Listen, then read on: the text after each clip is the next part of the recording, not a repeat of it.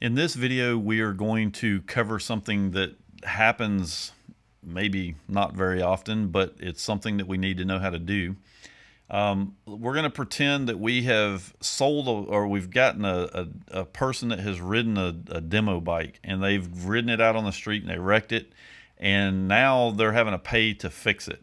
And if you consider the ramifications of what's going on, he doesn't own the bike and he's not buying the bike, and therefore we can't do a customer ticket to have him do the repair because the bike is actually owned by the dealership. So every service ticket that we do relative to bikes that we own in the dealership, they're all internal tickets. The problem is that if we do an internal ticket to have the repair done, then when we sell the bike, there's going to be and we're just going to pretend it's $1,500. There's going to be a $1,500 cost that is going to be applied toward that bike, and it's going to cause a problem when we get ready to sell. So the sales commissions are going to be off, the profitability on that bike is going to be off. So there's a lot of things that are going to cause a problem on that particular side of the sale.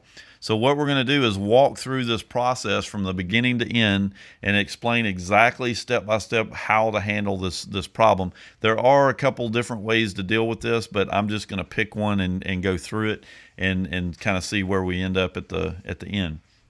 So the first thing is we're going to take the bike that we're trying to do the repair work to, and we're going to add it to an internal ticket. And I've already added a bike here.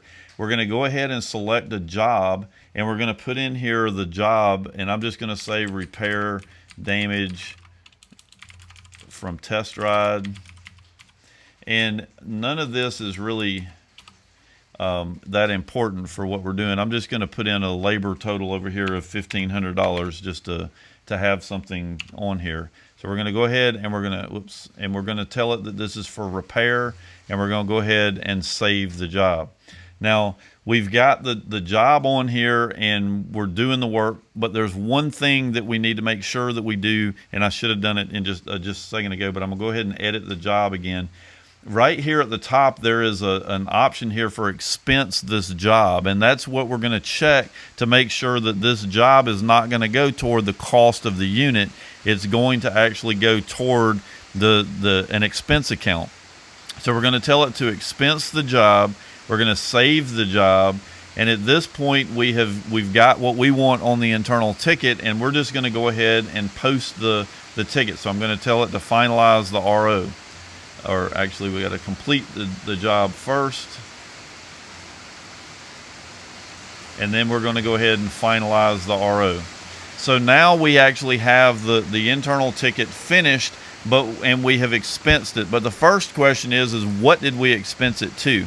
So for that, we're going to jump over here to settings, and we're going to go to invoicing defaults, the default accounts here. We're going to look right here, and we can see just above the internal labor, we have account for expensing the job on internals. So this is the account number, the 61030, that we actually used when we hit the invoice. So if we go back over here to the invoice and we take a look at the GL hits, you'll see that we've got sales for shop materials, we've got labor, and we've got expense. There are no inventory hits applied to that unit on this particular internal deal. We've expensed the entire thing out to that account number, and you can see that here's your 61030 account.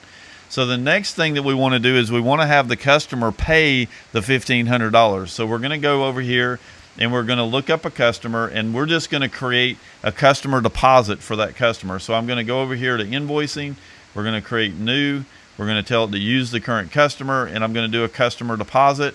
We're going to pick a cash drawer, and we're going to tell it he's paying cash, and he paid us $1,500. So we're going to put the $1,500 in. We're going to tell it it's a general credit. It can be used on anything, and we're going to tell it to pay. Now, obviously, I don't want him to have a credit on his account that he can use to pay for other stuff. So now what we're going to do is we're going to go over here to accounting receivables. We're going to look up that same customer. You can see that we actually have that account or the amount here. We're going to click the wrench here to write that amount off.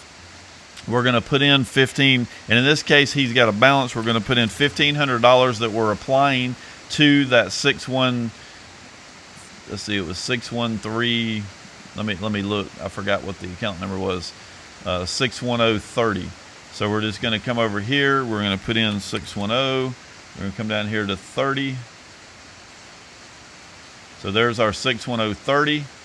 And then we're going to put in here damage deposit.